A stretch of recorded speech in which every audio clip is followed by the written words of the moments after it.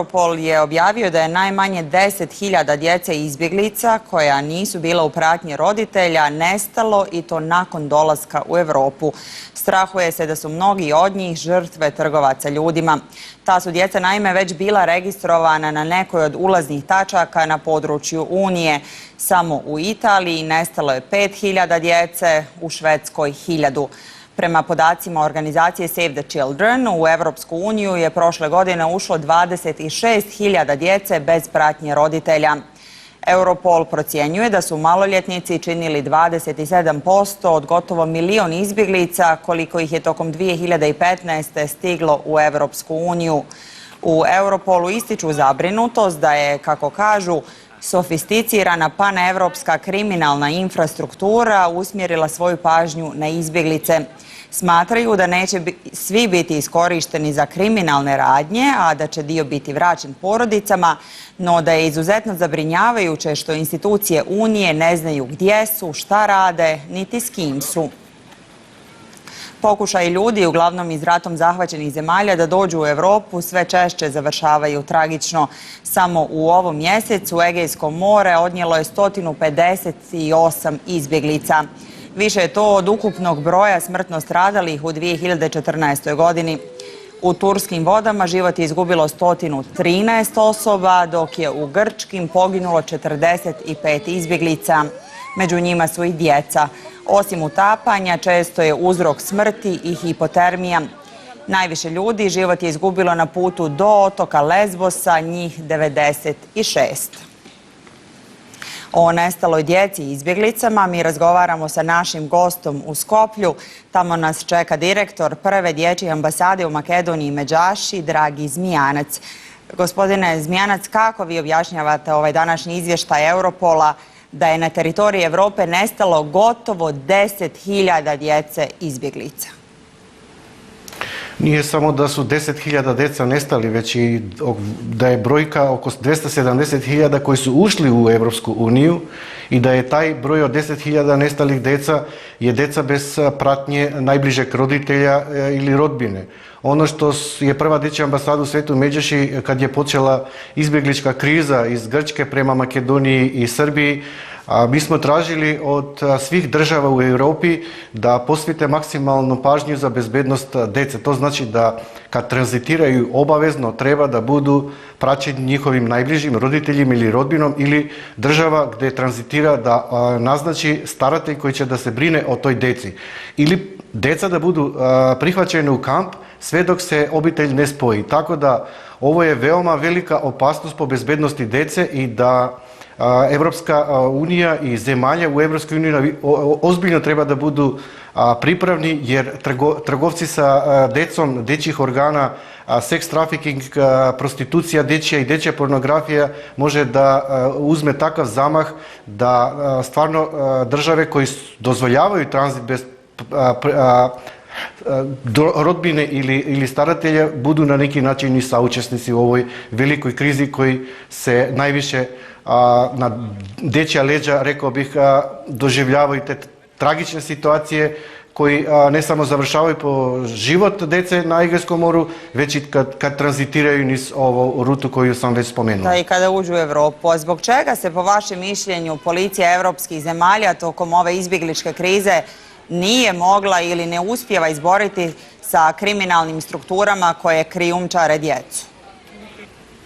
To je interesantno da se razmotri sa aspekta da u stvari ova kriza, verovatno kriminalne strukture su bili pripravne da to urade puno mobilnije od onih koji u stvari treba da zaštitu djece.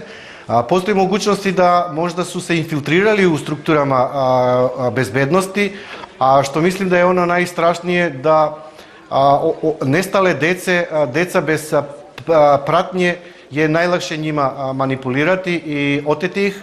Ja moram da kažem da je to sram za sve društva, cijela Evropska unija, uključujući moju državu, da neozbiljno prihvate ove ove dece koji su pobjegli iz vojnog ludila i onaj strah koji su doživjeli tamo, mislim da prva i najbitnija karika koja treba da bude je Grčka, jer u Grčkoj mora da se regulira ovaj pravni osnov, a kad tranzitiraju preko Makedonije, Srbije, Hrvatske ili Mađarske, onda mislim da država mora, kako što sam rekao na početku, ako ih ne spoji sa najbližim obiteljem, da naznači po službenu dužnost staratelj koji će da brine o njihovoj bezbednosti sve dok deca ne tranzitiraju. Puno je propusta u tom lancu, a šta sada treba uraditi da se djeca pronađu i je li uopšte moguće pronaći ovu djecu? Pa moguće je, ja vjerujem da je moguće ako se konsolidira međunarodna zajednica, ako nevladine organizacije i međuvladine organizacije surađuju jednim sa drugima. Svakako da treba da budemo što bliže ka ljudima koji tranzitiraju, da ih prihvatimo, da smatramo da oni stvarno su pobjegli od rata i da surađuju sa državnim organima, jer oni najbolje znaju ako se neko dete odvoji i ako neko dete je bez pratioca.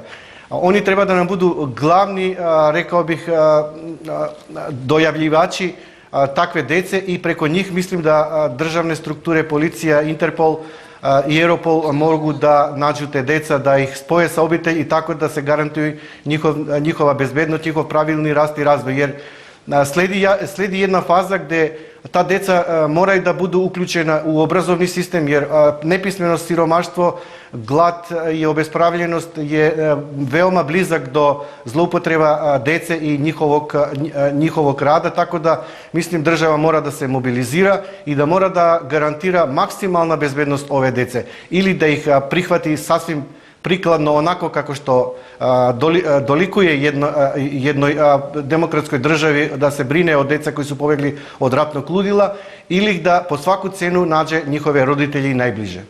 Dječja ambasada Međaši je ranije još upozoravala upravo na mogućnost ovakvog scenarija.